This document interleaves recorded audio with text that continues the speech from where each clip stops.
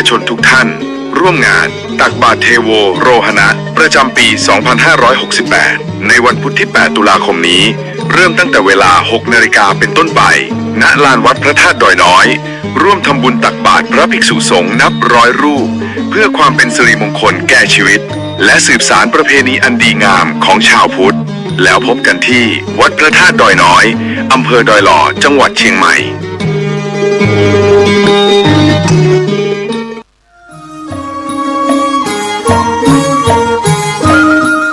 ร่วมมหากุศลบุญใหญ่บุญกฐินสามัคคีประจำปี 2568 ขอเชิญญาติโยมศรัทธาสาธุชนผู้ใจบุญทุกท่านร่วมทำบุญทอดกฐินสามัคคีเพื่อสมทบทุนบูรณะพระวิหารลายคำณวัดท่าใหม่อิตำบลป่าแดดอำเภอเมืองจังหวัดเชียงใหม่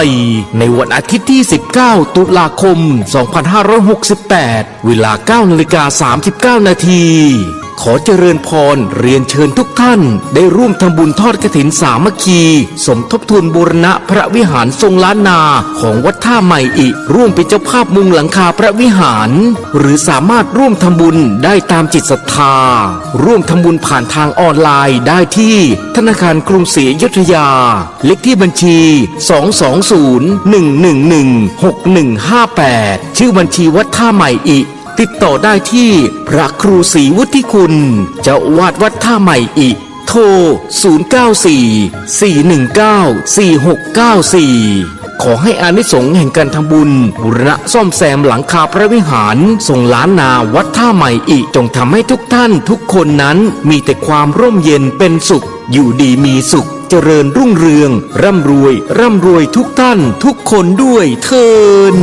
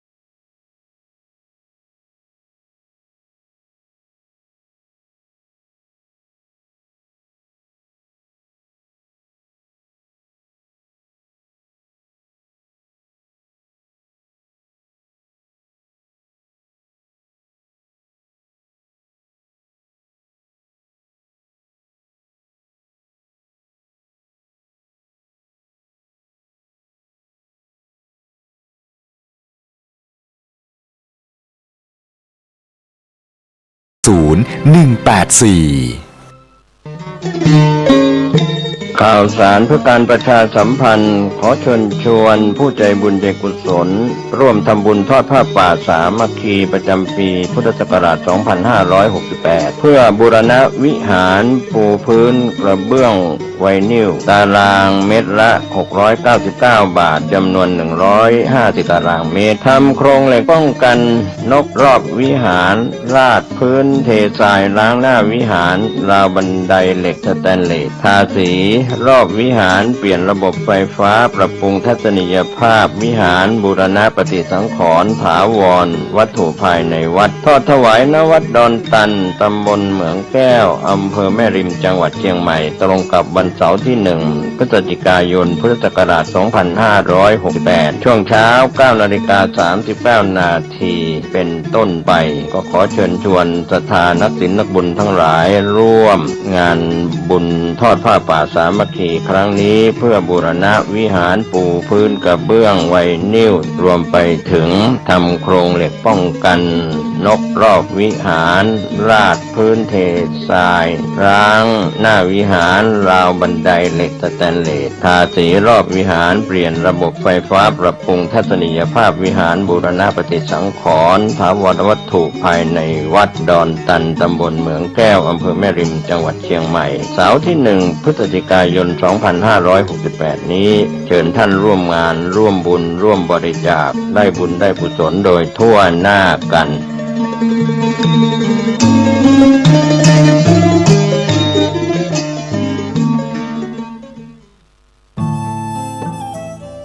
ท่านกำลังติดตามรับฟังสถานีวิทยุกระจายเสียงพระพุทธศาสนาแห่งชาติและสังคม คลื่นเพื่อการศึกษาพระพุทธศาสนาและวัฒนธรรม ระบบ FM 104.5 เมกะเฮิรตซ์ รายการต่อไปเป็นรายการคดีโลก คดีธรรม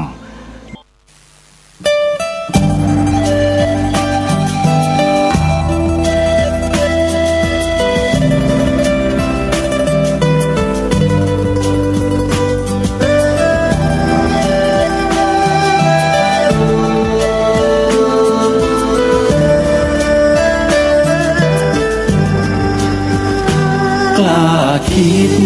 ก็ต้องกล้าทำอย่ากลัวถ้าทำความดีเร่งศึกษาปัญหาให้ทันท่วงทีเมืองไทยจะพัฒนากว่านี้รายการดีคดีโลกคดีธรรมขอรำพันบรรยายความคิดเครื่องหมายแห่งสีทั้งสามงามถนัดขาวคือบริสุทธิ์สีสวัสดิ์หมายพระไตรรัตน์และธรรมะคุมจิตไทยแดงคือโลหิตเราใสซึ่งยอมสละได้เพื่อรักษาชาติศาสนาน้ำเงินคือสีโสภาอันจอมประชาถ้าโปรดเป็นของส่วนองค์จัดริ้วเข้าเป็นไตรรงค์จึงเป็นสีธงที่รักแห่งเราชาวไทยทหารอวตารนำไปยงยุทธวิชัยวิชิตก็ชูเกียรติสยามประเทศไทยที่เจริญมั่นคงมาได้จนถึงทุกวันนี้มิได้เกิดขึ้นจากความหวาดกลัวอย่างคลาดเขลาแต่บรรพบุรุษไทยของเราทุกยุคทุกสมัยล้วนแต่มีความกล้าหาญและชาญฉลาดปกป้องเอกราชสร้างชาติให้เกิดความมั่นคงโดยมีธงแห่งพระไตรรัตน์เป็นเครื่องนำชัยจึงเป็นที่มาที่ไปของรายการคดีโลกคดีธรรมกล้าคิดก็ต้องกล้าทำอย่ากลัวถ้าทำความดีเร่งศึกษาปัญหาให้ทันท่วงทีเมืองไทยจะพัฒนากว่านี้รายการดีคดีโลกคดีธรรมรายการดีคดีโลกคดีธรรม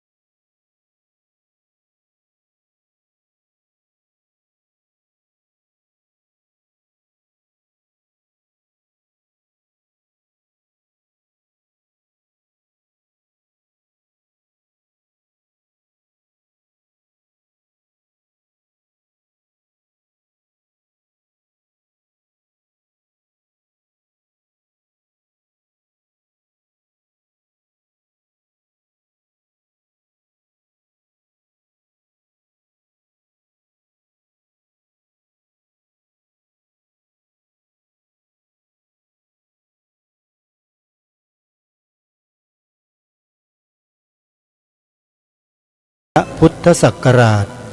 2568 รายการคดีโลกคดีธรรมมาพบกับสาธุชนเป็นปกติทางสถานีวิทยุพระพุทธศาสนาแห่งชาติคลื่นต่างๆท่านผู้ฟังสามารถติดตามรับฟังรายการนี้ทางโทรศัพท์มือถือได้โดยการดาวน์โหลดแอปพลิเคชันที่ชื่อว่าวิทยุพุทธศาสนาทั่วไทย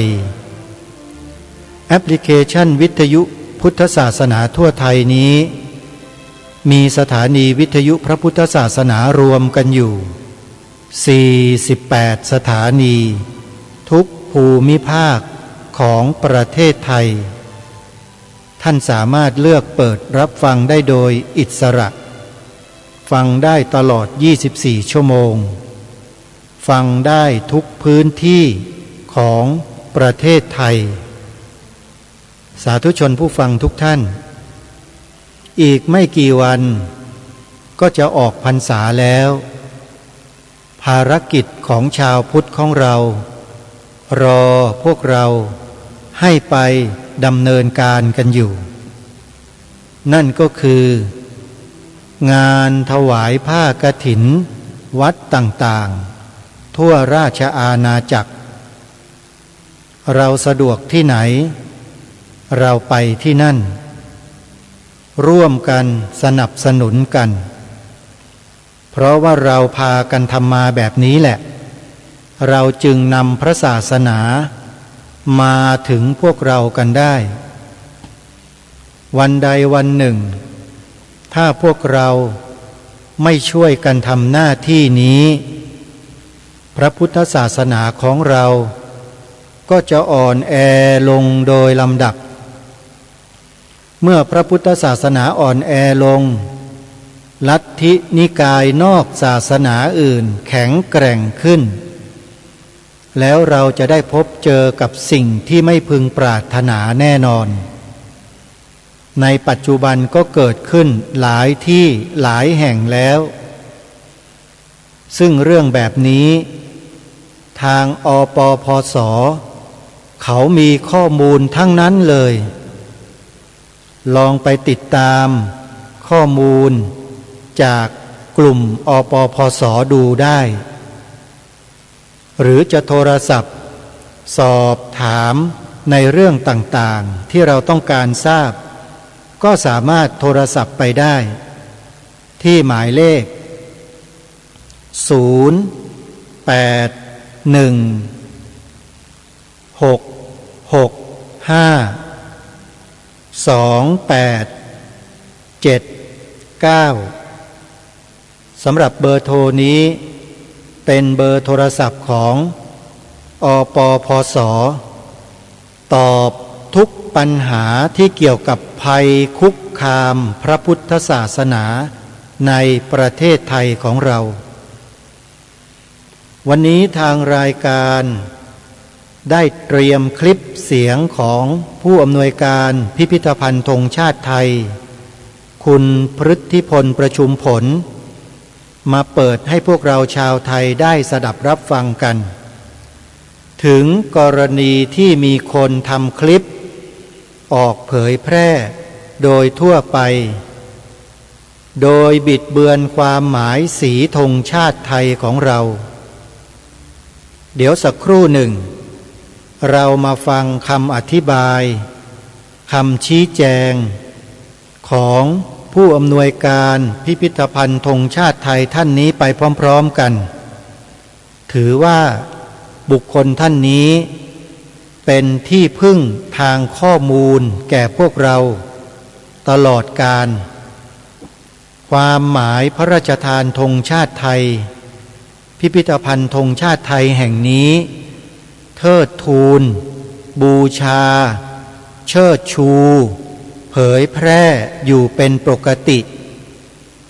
คุณพฤทธิพลประชุมผลผู้อำนวยการพิพิธภัณฑ์ธงชาติไทยคนนี้ร่วมงานกับอาตมาภาพมาตั้งแต่ปีพระพุทธศักราช 2558 เราได้ทำข้อตกลงทางจิตใจกันว่าเราจะร่วมกันเผยแพร่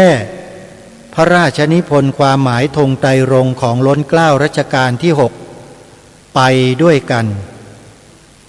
คุณโยมพฤทธิพลประชุมผลท่านก็ทำอยู่ในส่วนของพิพิธภัณฑ์ธงชาติไทยส่วนอาตมาภาพก็ทำอยู่ในฐานะของสภาพุทธบริษัทภาคประชาสังคมจิตอาสาโดยมีรายการคดีโลกคดีธรรมทางสถานีวิทยุแห่งนี้และรายการตระเวนคนตระเวนธรรมทางสถานีโทรทัศน์ธรรมาธิปไตยดีทีวีเป็นส่วนงานที่ดำเนินการอยู่ปัจจุบันเพราะฉะนั้นถ้าหากว่าพวกเราคนไทยร่วมด้วยและช่วยกันเผยแพร่พระราชนิพนธ์ความหมายธงไตรรงค์แก่เด็กเยาวชนนักเรียนนักศึกษาของเราอยู่อย่างต่อเนื่องสิ่งแปลกปลอม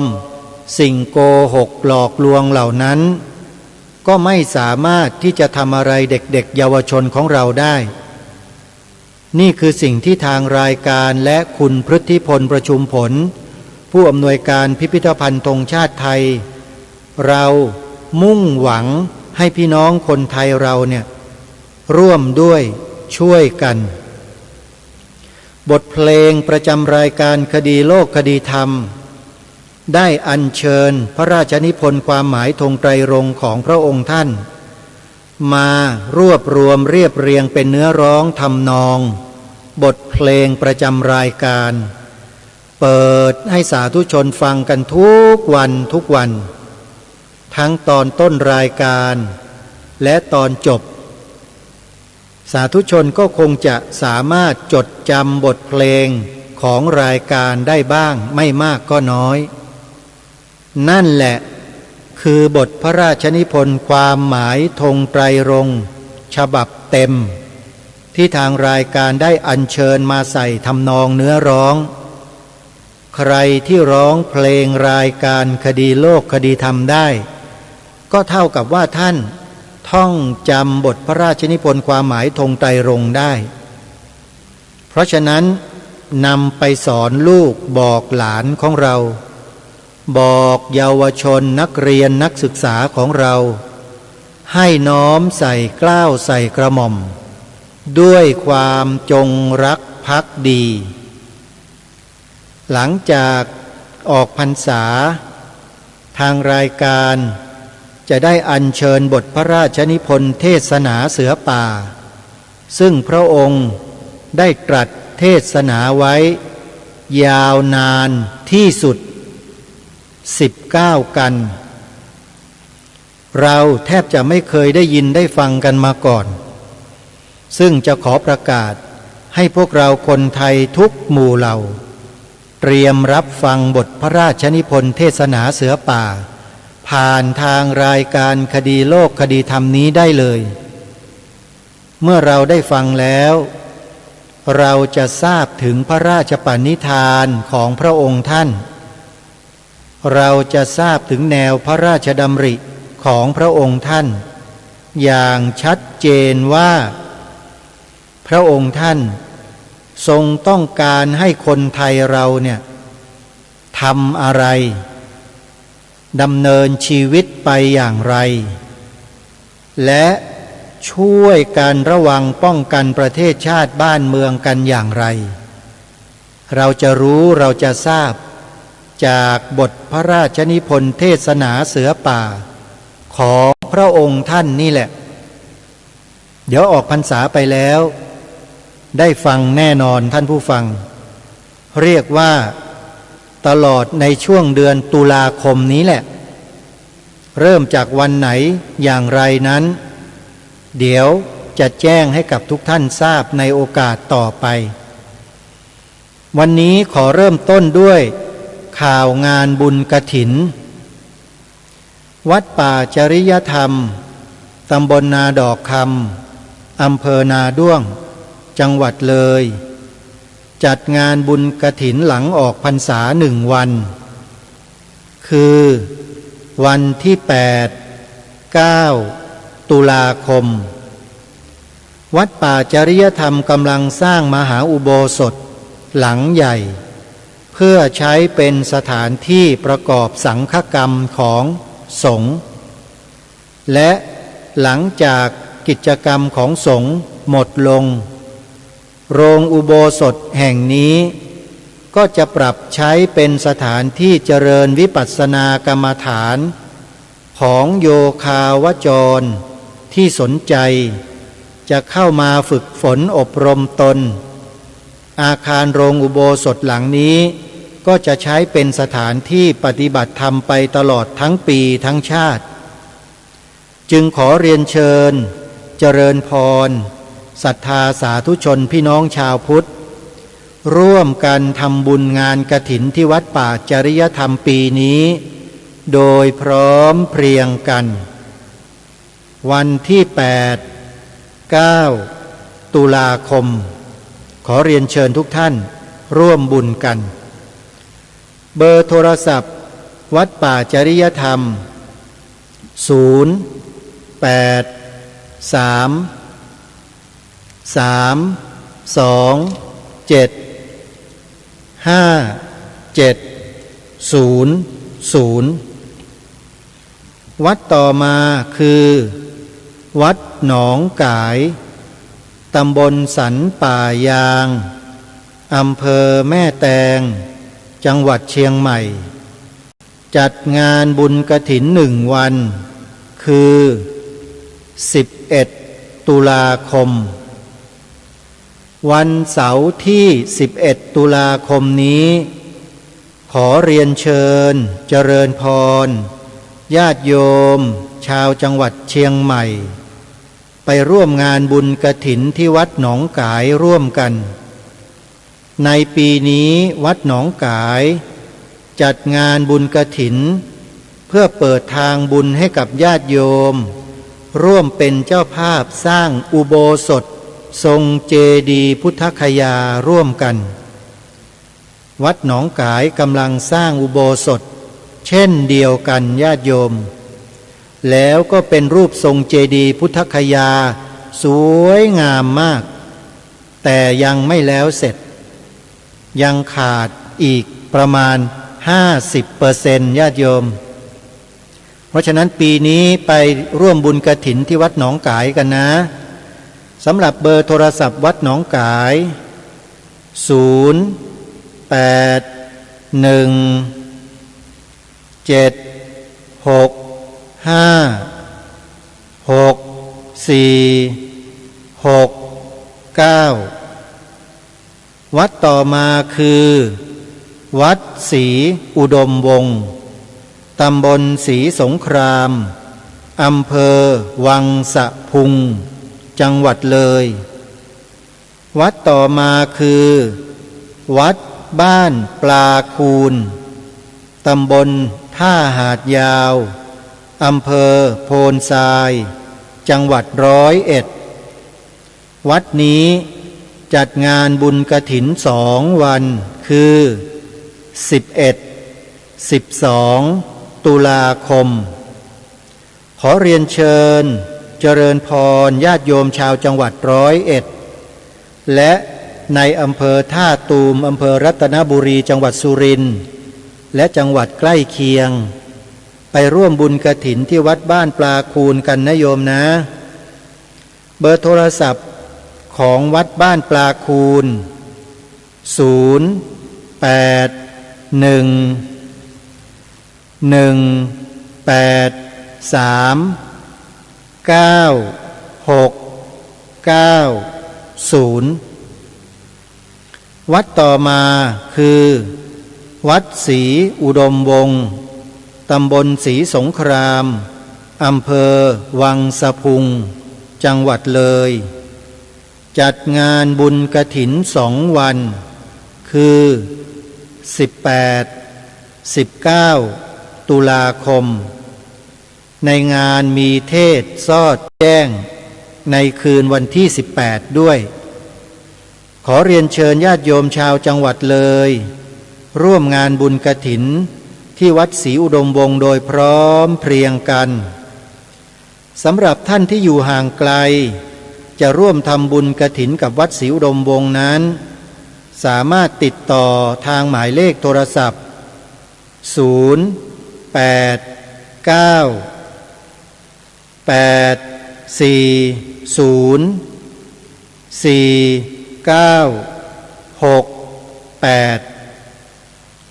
วัดต่อมาคือวัดอารามมงคลตำบลยางตลาดอำเภอยางตลาดจังหวัดกาฬสินธุ์จัดงานบุญกฐิน2 วันคือ24-25 ตุลาคม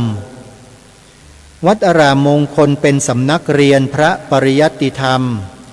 มีสามเณรอาศัยศึกษาเล่าเรียนอยู่ที่สำนักเรียนวัดอารามมงคล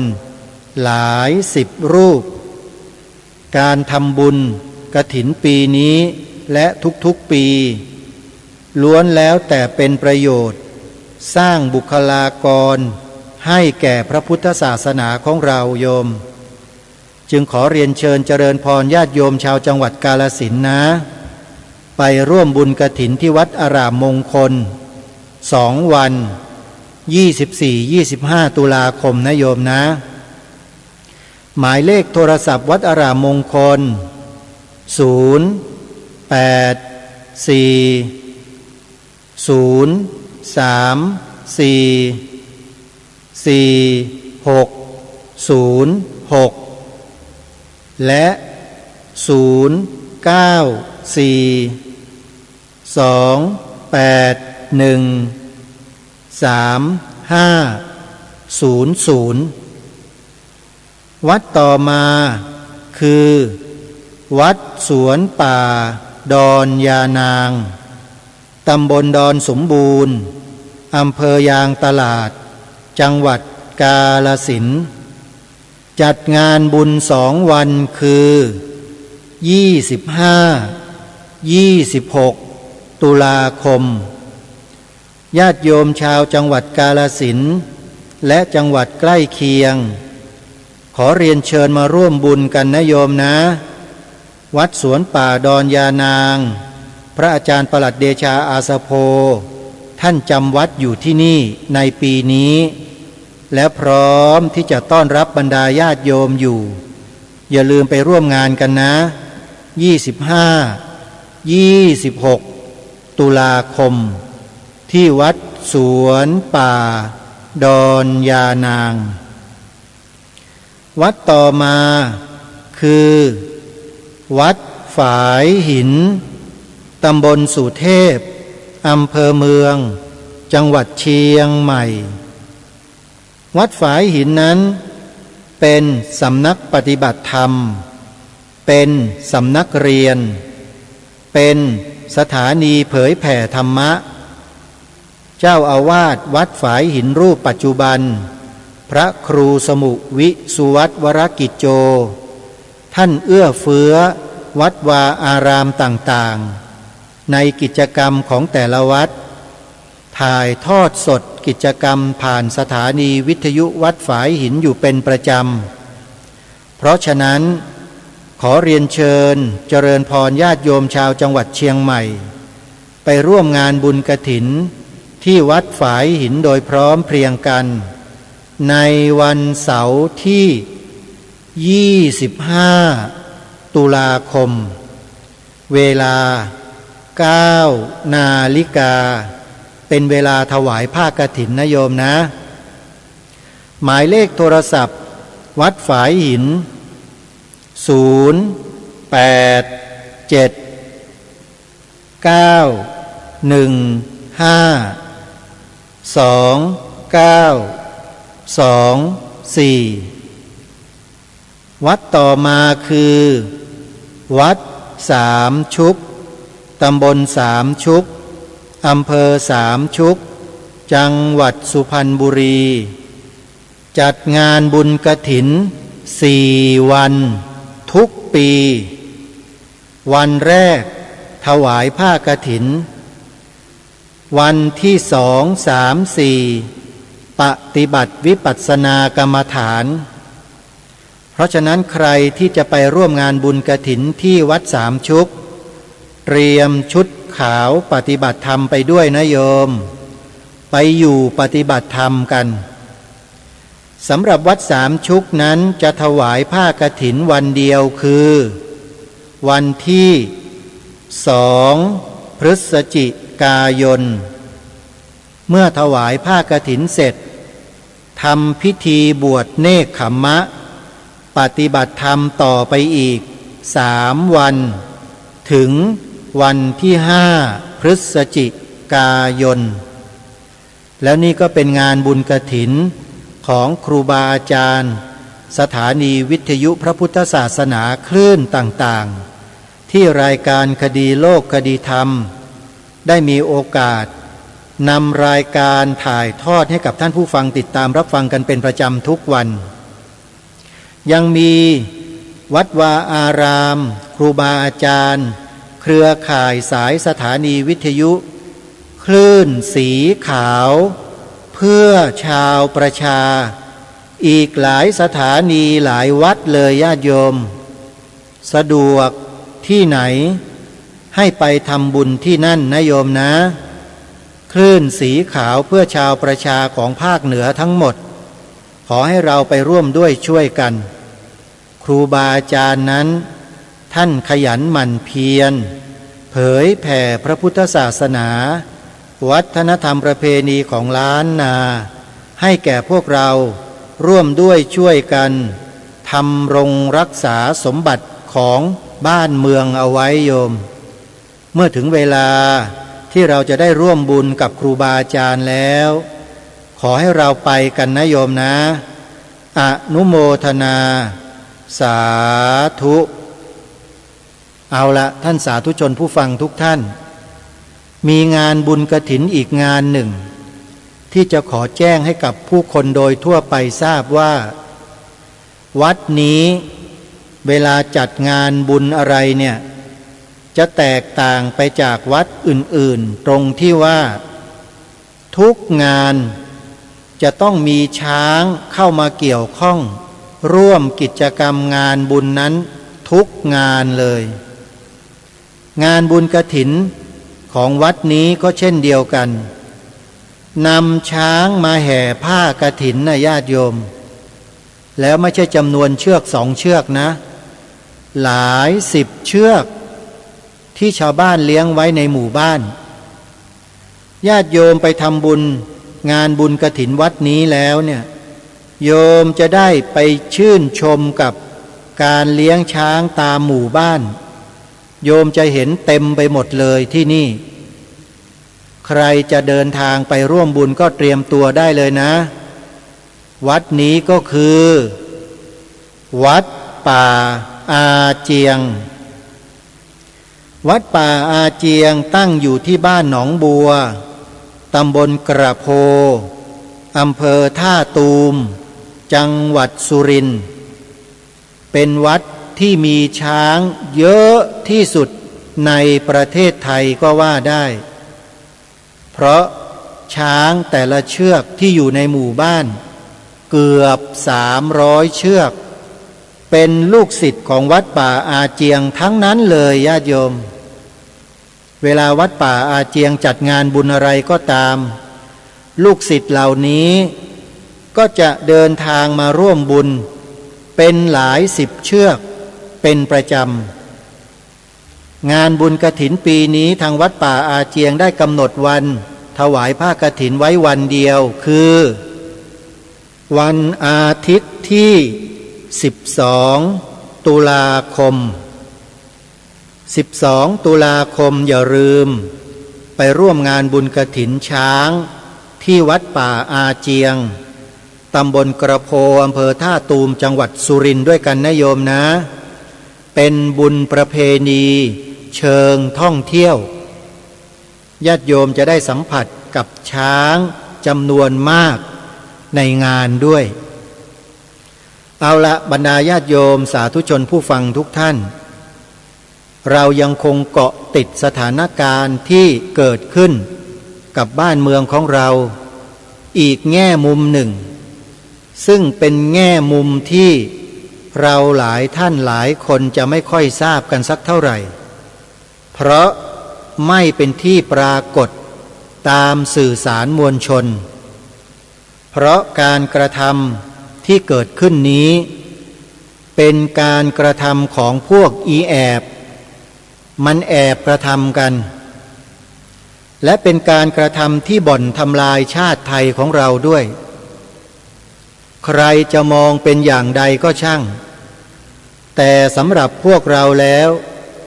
มีอาตมามีท่านผู้อำนวยการพิพิธภัณฑ์ธงชาติไทยและแฟนคลับเรามองว่านี่คือภัยของชาติบ้านเมืองอะไรล่ะที่เป็นภัยดังกล่าวนั่นก็คือการบิดเบือนความหมายธงชาติไทยญาติโยมพวกเนี้ยเป็นบุคคลที่อันตรายมากแต่เราไม่ค่อยจะมองเห็นตัวจะไม่ค่อยรู้กันเพราะมันแอบซ่อนอยู่มันไม่ยอมเปิดเผยตัวออกมาส่วนมากก็จะส่งพวกลูกสมุนมาต่อต้านอาตมาต่อต้านคุณพฤทธิพลประชุมผลผู้อำนวยการพิพิธภัณฑ์ธงชาติไทยออกมาพูดโวกเวกอย่างนู้นอย่างนี้มาให้เหตุผลเลอะเทอะหาว่าคุณพฤทธิพลก็ดีอาตมาก็ดีเนี่ยเขากล่าวหานะกล่าวหาว่าเป็นพวกคลั่งชาตินี่ถ้าเกิดเป็นท่านพระอาจารย์สินทรัพย์ถ้าเป็นหลวงตาสินทรัพย์นะแกว่าเจ็บเลยนะเนี่ยคนพวกเนี้ยด่าเจ็บเลยแหละแต่เผอิญอาตมาภาพเนี่ยไม่ใช่นักด่าโยมแต่เป็นนักเหตุผลให้พวกเราทุกคนนั้นใช้เหตุใช้ผลกันใช้ความคิดวันนี้เลยได้เตรียมคลิปเสียงการอธิบายชี้แจงบอกกล่าวกับพี่น้องคนไทยให้รับรู้รับทราบถึงกรณีดังกล่าวโดยผู้อำนวยการพิพิธภัณฑ์ธงชาติไทยได้กล่าวไว้เมื่อ2 วันที่แล้วนี่แหละอาตมาจะนำคลิปเสียงมาเปิดให้ฟังแล้วให้เราตั้งใจฟังให้ดีว่ามันเกิดกรณีเช่นนี้ขึ้นอย่างไรแล้ว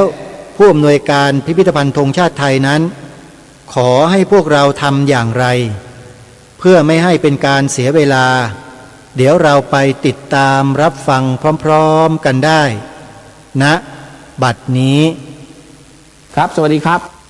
คลิปนี้จะมาชี้แจงเรื่องความเข้าใจผิดๆเกี่ยวกับความหมายของสีบนธงไตรรงค์นะครับเนื่องจากว่ามีคำถามเข้ามาในอินบ็อกซ์ผมเยอะมากเลยเพราะว่ามีช่อง YouTube ช่องหนึ่งครับได้ทำคลิปอธิบายความหมายบนธงชาติไทยว่า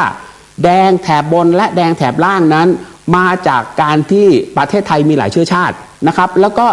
ขาวแถบบนแล้วก็ขาวแถบล่างมาจากประเทศไทยมีหลายศาสนาที่ธงชาติไทยมีสีแดง2 แถบสีขาว2 แถบเพราะประเทศไทยมีหลากหลายเชื้อชาติหลายศาสนาแต่เราอยู่ร่วมกันภายใต้ผืนแผ่นดินเดียวกันและมีพระมหากษัตริย์ทรงเป็นประมุขข้อมูลนี้ผิดนะครับผิดและมั่วมากนะครับไม่เคยมีการให้ความหมายดังกล่าวเลยโดยเฉพาะอย่างยิ่งจากบทพระราชนิพนธ์เครื่องหมายแห่งไตรรงค์ซึ่งพระบาทสมเด็จพระมงกุฎเกล้าเจ้าอยู่หัวได้พระราชนิพนธ์ไว้ไม่ได้มีการแยกแถบสีครับผมจะอธิบายว่าทำไมแถบสีมันแยกออกจากกันนะครับบนธงไตรรงค์เนี่ยทำไมสีแดงถึงมีแถบบนและแถบล่างเพราะว่ามาจากธงแดงขาว5 ริ้วนะครับซึ่งประกาศใช้เนี่ยคือ 2459ซึ่งเป็นธงที่ใช้แทนธงช้างเผือกปล่อยหรือธงช้างเผือกเปล่ายืนยันชัดเจนครับว่าแดงขาวนะครับที่อยู่แถบบนและแดงขาวที่อยู่แถบล่างของธงไตรรงค์นั้นมาจากธงแดงขาว5 ริ้วครับในปี 2459และมีความหมายว่าชาติครับเมื่อแดงกับขาวรวมกันมีความหมายว่าชาติเท่านั้นนะครับโดยที่ปรากฏหลักฐานชัดเจนอยู่ที่ London News ครับได้เขียนระบุชัดเจนเลยเดี๋ยวผมจะขึ้นเป็นอินเสิร์ตภาพให้ดูว่าเมื่อสีแดงกับสีขาวรวมกันหมายถึงชาติสยามเท่านั้น หมายถึงชาติสยามก่อนนะครับบนธงนะครับก็คือริ้วแดงขาวบนและริ้วแดงขาวล่างหมายถึงชาติสยามและต่อมาครับกรุงเทพเดลิเมวันที่15สิงหาคม2460ก็ได้มีการระบุชัดเจนอีกครับว่าเมื่อแดงกับขาวรวมกันหมายถึงชาติตรงนี้นี่คือยังไม่เป็นธงไตรรงค์นะครับยังเป็นธงแดงขาว5ริ้วนะครับซึ่งเป็นธงชาติสำหรับสามัญชนก่อนและตรงนี้เองล่ะครับผมกำลังจะอธิบายว่าแดงขาวที่เป็นแถบด้านบนกับแดงขาวที่เป็นแถบด้านล่างนั้นมีมาตั้งแต่2459แล้วและได้ถูกระบุเจาะจงเลยว่าคือชาตินะครับไม่ได้มีการมาบอกเลยว่าตอนที่มีการพระองค์ท่านมีพระราชประสงค์คือธงแดงขาว5ริ้วเนี่ยเป็นพระราชประสงค์ของพระองค์ท่านในการออกแบบนะครับพระองค์ทรงออกแบบเองนะครับและก็มีความหมายว่าชาติเท่านั้นพระองค์ไม่ได้ระบุเจาะจงว่ามีหลายชนเชื้อชาติศาสนามีหลายศาสนาไม่ใช่เลยนะครับอันนี้ไม่ใช่เลยยืนยันว่าหลักฐานมีแน่นอนผมอินเสิร์ตให้ดูแล้วและต่อมาครับเมื่อวันที่22กรกฎาคม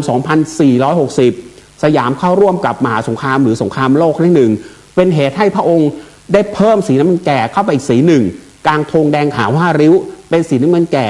และเรียกว่าธงไตรรงค์ประกาศเมื่อ28กันยายน2460อยู่ในมาตราที่3ฟังดีๆนะครับปีถัดไปครับพระองค์ได้ให้ความหมายของแถบสีบนธงไตรรงค์ผ่านบทพระราชนิพนธ์เครื่องหมายแห่งไตรรงค์ไว้ว่าแดงคือโลหิตเราไซซึ่งยอมสละได้เพื่อรักษาชาติและศาสนาพระองค์ท่านได้ให้ความหมายผ่านบทพระราชนิพนธ์ว่าแดงคือเลือดของเราเพื่อปกป้องผืนแผ่นดินดำรงไว้ซึ่งความเป็นเอกราชไม่ได้แยกครับพระองค์ท่านไม่ได้แยกว่าแดงบนหมายถึงอะไรแดงล่างหมายถึงอะไรเรานะครับคนไทยเนี่ยไปทึกทักมโนเองแล้วก็ไปเปลี่ยนพระราชประสงค์ของพระองค์ท่านนะครับประการที่2ครับขาวคือบริสุทธิ์ศรีสวัสดิ์หมายพระไตรลักษณ์และธรรมะคุ้มจิตไทยพระองค์ชี้ชัดเลยว่าขาวคือคนที่มีธรรมะอยู่ในหัวใจเป็นความบริสุทธิ์คือที่มาของศาสนาเท่านั้นเองครับไม่ได้บ่งบอกเลยว่าขาวบนเป็นศาสนาไหนและขาวด้านล่างแถบล่างมีหลายศาสนาคนผมไม่ทราบว่าใครทึกทักเอาการแปลซึ่งคิดเอาเองเนี่ยไปบิดเบือนผมใช้คำว่าบิดเบือนพระราชประสงค์ของพระองค์ท่านนะครับแล้วก็สีน้ำเงิน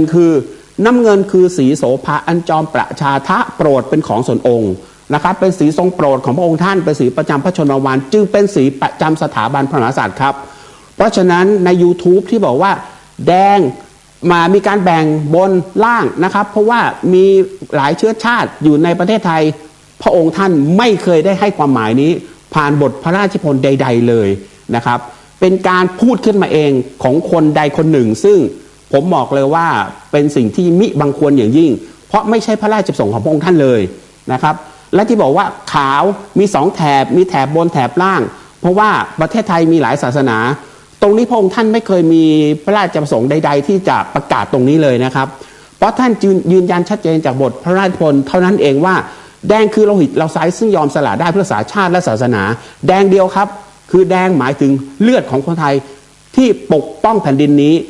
ถ้าพูดถึงเลือดของคนไทยก็แสดงว่าประเทศไทยต้องมีคนไทยถึงมีเลือดของคนไทยเพราะฉะนั้นไม่ต้องแยกแยะแล้วครับว่าสีแดงคือประชาชนเพราะเลือดของคนไทยก็หมายถึงอยู่แล้วว่าคนไทยอยู่บนประเทศนี้เพื่อปกป้องประเทศผืนนี้หรือว่าดำรงความเป็นเอกราชขาวคือบริสุทธิ์ศรีสวัสดิ์หมายพระไตรลักษณ์และธรรมะคุ้มจิตไทยชี้ชัดครับแค่นี้เองว่าขาวคือความบริสุทธิ์ของผู้ที่มีธรรมะอยู่ในหัวใจไม่ได้แยกแยะอะไรเลยน้ำเงินคือสีโสภาอันจอมประชาถ้าโปรดเป็นของส่วนองค์จัดริ้วเข้าเป็นไตรรงค์จึงเป็นสีธงที่รักแห่งเราชาวไทยทหารอวตารนำไปยงยุทธวิชัยวิชิตก็ชูเกียรติสยามเพราะฉะนั้นพระองค์ท่าน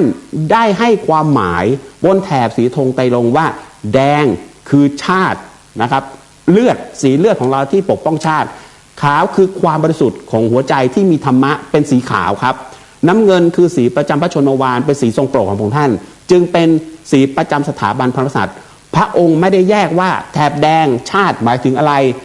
แล้วก็แถบขาวที่มี2แถบแยกแยะออกมาพระองค์ไม่ได้แยกแยะนะครับทั้งหมดเกิดจากคนใดคนหนึ่งที่ทึกทักแล้วก็พยายามสร้างความหมายขึ้นมาเองไม่ใช่เป็นความหมายที่ผ่านบทพระราชนิพนธ์หรือว่าเป็นพระราชประสงค์ของพระองค์ท่านครับซึ่งอยากให้คนที่เข้าใจผิดนะครับ เข้าใจในสิ่งที่ถูกต้องครับเพราะนี่คือสิ่งสำคัญที่สุดของประวัติศาสตร์โดยเฉพาะอย่างยิ่งประวัติศาสตร์ที่เกี่ยวกับเรื่องของประเทศไทยและสัญลักษณ์สูงสุดของชาตินั่นคือธงชาติไทยครับ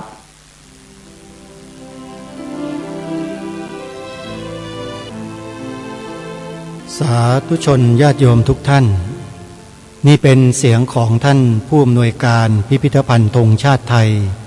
คนปัจจุบันที่ท่านได้พยายามที่จะน้อมนำบทพระราชนิพนธ์ความหมายธงไตรรงค์ขององค์พระบาทสมเด็จพระมงกุฎเกล้าเจ้าอยู่หัวรัชกาลที่ 6มาเผยแพร่ให้กับพี่น้องประชาชนคนไทยตั้งแต่เริ่มต้นในการก่อตั้งพิพิธภัณฑ์ธงชาติไทยมาเพราะฉะนั้นขอให้พวกเราคนไทยทุกหมู่เหล่าทุกท่านทุกคนจงร่วมด้วยช่วยกันปกป้องรักษาสิ่งนี้ของพระองค์ท่านร่วมด้วยช่วยกันสืบสารรักษาต่อยอดอย่าไปทำลายเหมือนกับคนบางกลุ่มบางพวกที่ต้องการจะทำลายบิดเบือนความหมายพระราชทานของพระองค์ท่านโดยตลอดอย่างที่ทางรายการได้ปรารภกับท่านผู้ฟังไปเมื่อวานว่าความงัวยังไม่ทันหายความควายก็เข้ามาแทรกคือคนพวกนี้เหมือนกับควายญาติโยมพูดกันแล้วไม่ค่อยจะรู้เรื่องต้องคอยเอาขวานจามศีรษะแล้วก็ถึงจะเชื่อกันในที่นี้เป็นเพียงอุปมาเฉยๆนะโยมไม่ได้ไปจามจริงๆหรอกนะพูดให้ฟังคือคนหัวดื้อโยมพระองค์ท่านทรงกำหนดความหมายแถบสีของธงไตรรงค์ของธงชาติไทยไว้อย่างดีอย่างสวยสดงดงามถูกต้องทุกประการแล้วแต่บุคคลดังกล่าวก็ไม่มีความพึงพอใจไม่ปรารถนาที่จะยอมรับในสิ่งที่พระองค์ได้พระราชทานไว้ให้อย่างนี้เขาเรียกว่าโลภล่วงเกินไปเหมือนดังพระราชดำรัสที่องค์พระบาทสมเด็จพระจอมเกล้าเจ้าอยู่หัวทรงประกาศไว้ซึ่งมีปรากฏอยู่ในหลักฐานประชุมประกาศรัชกาลที่ 4ชัดเจนว่าพระนครนี้เป็นถิ่นที่ของคนนับถือพระพุทธศาสนามาแต่เดิมไม่ใช่แผ่นดินของศาสนาอื่นคนที่ถือศาสนาอื่นมาแต่อื่นก็ดีอยู่ในเมืองนี้ก็ดีจะโทมนัสน้อยใจด้วยริษยา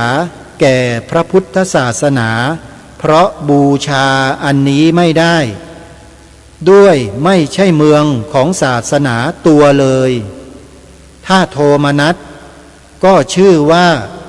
โลภล่วงเกินไปเพราะฉะนั้นเราจะเห็นอยู่ประปรายเห็นอยู่บ่อยๆบุคคลที่โลภล่วงเกินไปตามพระราชดำรัสของพระองค์ท่าน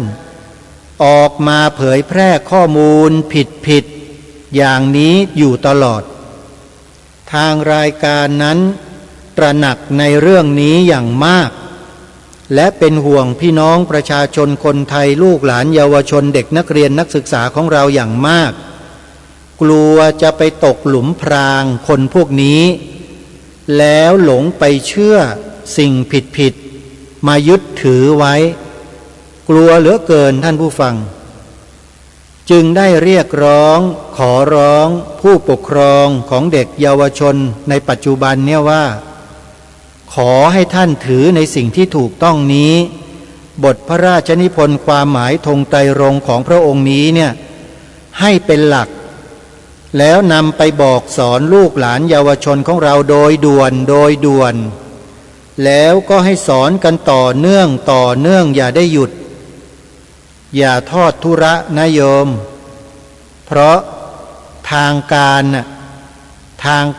นะเขาไม่สนใจเรื่องนี้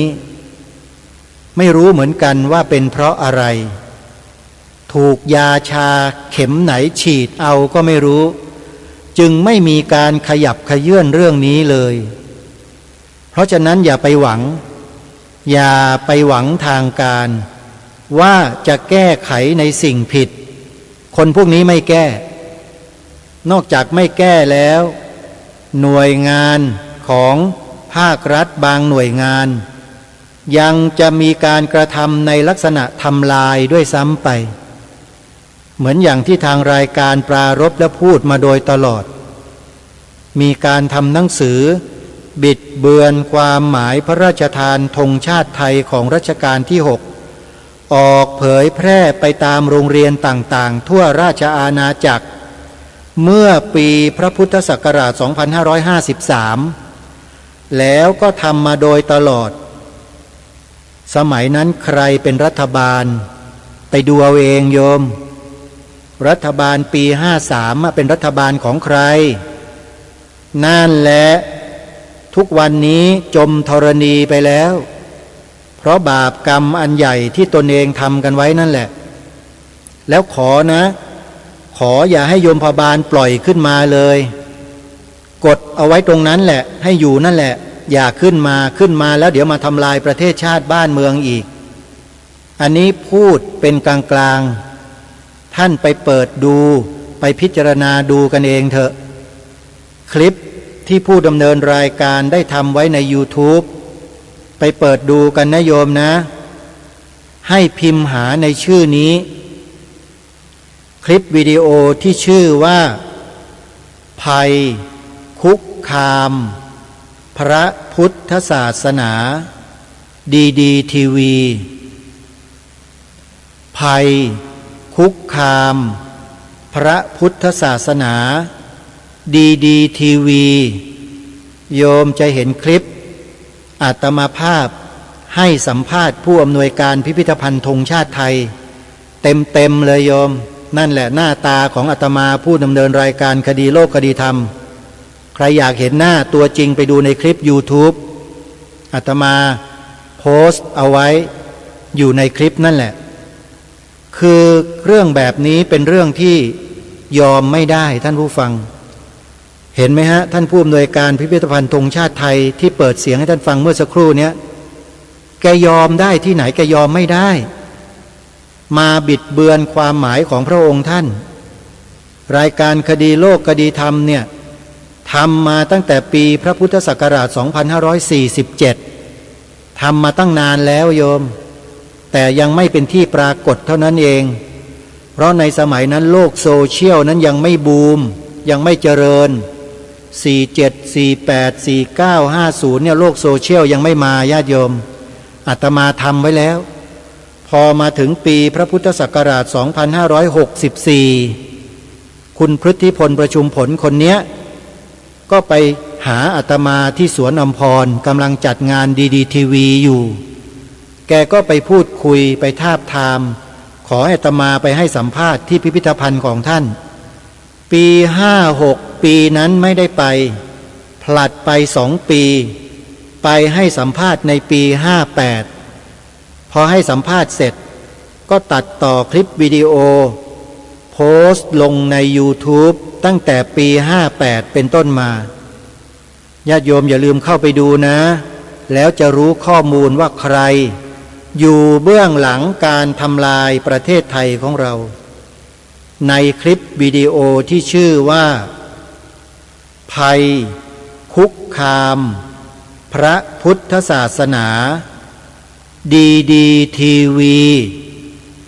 อันนี้แจ้งให้กับทุกท่านได้ทราบวันนี้เวลาหม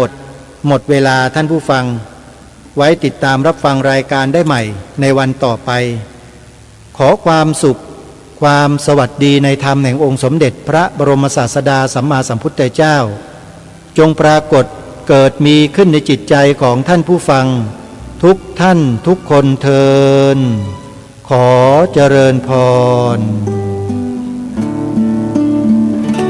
กล้าคิดก็ต้องกล้าทำอย่ากลัวถ้าทำความดี